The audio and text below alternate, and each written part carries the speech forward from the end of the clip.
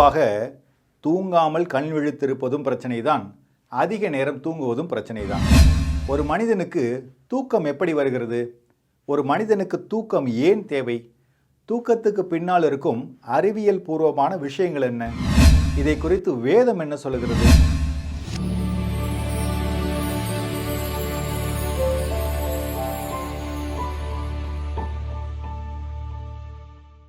வணக்கம். தூக்கம் என்பது மனிதர்களுக்கு இன்றியமையாத ஒன்றாகும். சிலர் கடுமையாக உழைக்கும் போது இப்படி சொல்வார்கள், நான் ராப்பகலாக தூங்காமல் உழைக்கிறேன், அப்போ தான் 2 காசு சேர்க்க முடியும். சிலர் தங்கள் குழந்தைகளை பார்த்து இப்படி சொல்வார்கள், நான் உன்னை எப்படிலாம் வளர்த்தேன் தெரியுமா, ராப்பகலாக கண் முழிச்சு தூங்காமல் வளர்த்தேன். ஐடி கம்பெனியில் வேலை பார்க்கும் சிலர் இப்படி சொல்வார்கள், சார் நான் தூங்கி 2 நாள் ஆச்சு, நீங்கள் கொடுத்த ப்ராஜெக்டை கஷ்டப்பட்டு தூங்காமல் முடிச்சிட்டேன், எனக்கு ஒரு நாள் லீவு கொடுங்க, நான் ஃபுல்லாக தூங்கணும் என்று.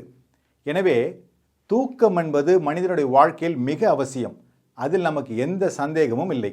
அதே நேரம் சில தாய்மார்கள் இப்படியும் கம்ப்ளைண்ட் செய்வதுண்டு, பையனுக்கு 10 வயசு ஆகுது, 8:30 மணிக்கு ஸ்கூல் வேன் வரும், 8 மணி வரைக்கும் தூங்குறான் சார், அதுக்கப்புறம் நான் அவனை எழுப்பி ரெடி பண்ணி லஞ்ச் பேக் கொடுத்து ஸ்கூலுக்கு அனுப்பணும்.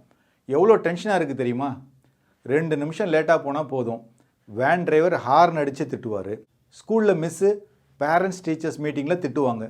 என்னமோ தெரியல, என் வாழ்க்கை இப்படி ஆயிடுச்சு, எல்லாட்டையும் திட்டு வாங்குறது எனக்கு பொழப்பாக போச்சு. இதுக்கு மேலே நான் தூக்கத்தை பற்றி பேசினா நீங்கள் தூங்கிடுவீங்க, எனவே நான் விஷயத்துக்கு வர்றேன்.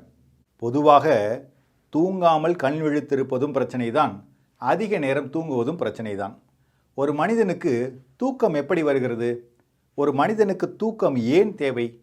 தூக்கத்துக்கு பின்னால் இருக்கும் அறிவியல் பூர்வமான விஷயங்கள் என்ன? இதை குறித்து வேதம் என்ன சொல்கிறது என்பதை பற்றியெல்லாம் பார்க்கலாம் இந்த வார வேதமும் விஞ்ஞானமும். முதலாவதாக சங்கீதம் 132 4வது வசனத்தில் தாவீது கூறுகிறார், என் கண்களுக்கு நித்திரையையும் என் இமைகளுக்கு உறக்கத்தையும் வரவிடுவதுமில்லை. சங்கீதம் 77:4 சொல்லும்போது, நான் தூங்காதபடி என் கண் இமைகளை பிடித்திருக்கிறீர். இந்த 2 வசனத்திலும் பொதுவான ஒரு விஷயத்தை பார்க்க வேண்டுமென்றால் அது கண் இமைகள்தான். அப்படியானால் தூக்கத்துக்கும் கண் இமைகளுக்கும் என்ன சம்பந்தம்? கண் இமைகளுக்கு ஏன் இவ்வளவு முக்கியத்துவம் என்று சிலர் நினைக்கலாம். இதற்கு பின்னால் ஒரு அறிவியல் உண்மை இருக்கிறது. அது என்ன என்பதை நாம் ஆழமாக பார்த்து விடுவோம். கண் இமைகளின் முக்கியத்துவத்தை அறிந்து கொள்வதற்கு முன்பு முதலில் தூக்கத்தை பற்றி சில காரியங்களை தெரிந்து கொள்வோம். பொதுவாக ஒருவர் படுத்த அடுத்த வினாடியே தூங்குவதில்லை. தூக்கம் என்பது படிப்படியாக நடக்கக்கூடிய நிகழ்வாகும். ஸ்டெப் 1, நம் உடலில் இயற்கையாகவே 24 மணி நேர கடிகாரம் உள்ளது. பயாலாஜிக்கல் கிளாக் என்று சொல்வார்கள். இதனை சிர்கேடியன் ரிதம் என்று அழைக்கிறார்கள். இது மூளையில் உள்ள ஒரு சிறிய பகுதி மூலம் கட்டுப்படுத்தப்படுகிறது. இருட்டு மற்றும் வெளிச்சத்தை பொறுத்து இது முறையே தூக்கத்தையும் விழித்திருப்பதையும் கட்டுப்படுத்துகிறது.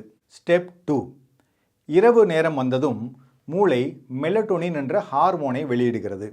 இந்த ஹார்மோன் வந்தவுடன் நமக்கு தூக்கம் வர துவங்குகிறது. இந்த ஹார்மோன் இரவில் அதிகமாகவும் பகலில் குறைவாகவும் சுரக்கிறது. ஸ்டெப் 3, மெலட்டோனின் அதிகரித்தவுடன் இதய துடிப்பு மெதுவாகிறது, உடல் வெப்பம் குறைகிறது, மூச்சு சீராக மெதுவாக மாறுகிறது, தசைகள் தளர்வடைகின்றன. இவையெல்லாம் நம்மை தூக்க நிலைக்கு கொண்டு செல்கிறது. ஸ்டெப் 4, இதில் தூக்கத்தின் ஆரம்ப நிலையை அடைந்து பின்பு ஆழ்ந்த தூக்க நிலைக்கு சென்று விடுகிறோம். இவையெல்லாம் சரிதான், பின்பு விழித்துக் கொள்வது எப்படி என்று ஒரு கேள்வி வரலாம். அதுவும் படிப்படியாகத்தான் நடக்கிறது. சொல்லுகிறேன் பாருங்கள். காலையில் வெளிச்சம் கண்களில் படும்போது மெலட்டோனின் ஹார்மோன் குறைகிறது. பின்பு கார்டிசோல் எனும் விழிப்பு ஹார்மோன் அதிகரிக்கிறது. உடல் வெப்பம் உயர்கிறது. இதனால்தான் நாம் இயற்கையாகவே விழித்து புத்துணர்வுடன் இருக்கிறோம். சரி, தூக்கத்தை பற்றி நாம் அறிந்தாயிற்று. ஆனால் தாவீது கூறும்போது, என் கண்களுக்கு நித்திரையையும் என் இமைகளுக்கு உறக்கத்தையும் வரவிடுவதுமில்லை என்று சொன்னாரே. அப்படியானால் கண் இமைகளை பற்றியும் சில காரியங்களை தெரிந்து கொள்வோம். பொதுவாக கண் இமைகள் என்னவெல்லாம் செய்கின்றன? காற்றில் பறக்கக்கூடிய தூசி மற்றும் சில கிருமிகளிலிருந்து நமது கண்களை பாதுகாக்கின்றன. நமது கண்கள் காய்ந்து விடாமல் ஒரு ஈரத்தன்மையை எப்பொழுதும் வைத்திருக்க உதவுகின்றன. எப்படி கேமரா லென்ஸை ஒரு துணி வைத்து துடைத்து சுத்தப்படுத்துகிறோமோ அதே போல கண் இமைகள் மூடி திறக்கும்போது அது நமது கண்களை ஒரு முறை கழுவி துடைத்துவிடும். இவை எல்லாமே நமது உடலில் இயற்கையாகவே நடைபெறும் விஷயங்களாகும். அதிகப்படியான வெளிச்சம் நம் முன் வரும்போது அல்லது மின்னல் போன்ற வெளிச்சம் ஏற்படும் போது நம்மையும் அறியாமல் நமது இமைகளை நாம் மூடிக்கொள்வோம். நம்முடைய மூளை நம்மை ஓய்வெடுக்க சொல்லும்போது கண் இமைகள் தானாகவே மூடிக்கொள்கின்றன. இது தூக்கத்திற்கான சிக்னல் என்று கூட சொல்லலாம்.